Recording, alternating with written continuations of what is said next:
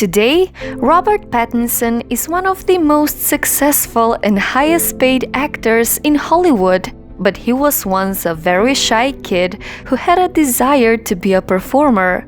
His father actually motivated him to try out acting. He began as a struggling actor who didn't know when his next role would come. Before becoming a successful actor, Robert Pattinson had a part in a stage play.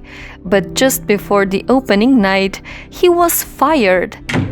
After receiving the bad news, he fell into a state of self-pity and got drunk in a pub.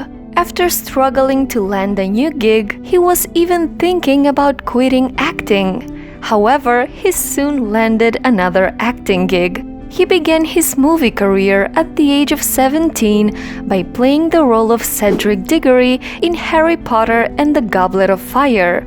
After getting the part, he decided to skip out on college and pursue his acting career. Robert Pattinson rose to fame with his role in Twilight as Edward Cullen. He became one of the most popular and recognizable faces in the world. But fame came with a price.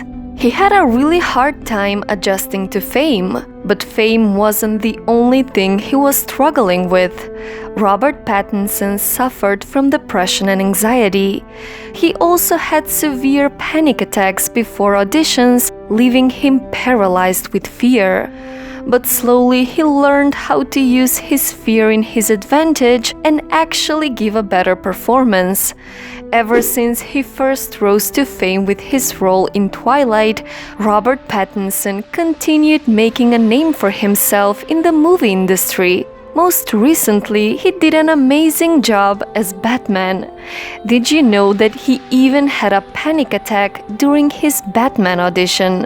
His range is really impressive. He proved many times that he is one of the most talented actors in Hollywood, but he says that even though he played many roles in his life, before the beginning of something new, he always feels like a complete failure.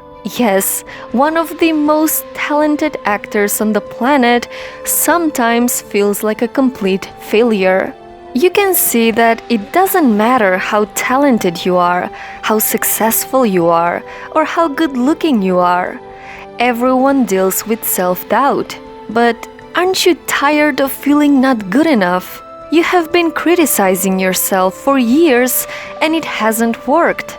For once, try approving of yourself and see what happens. So, what's your story?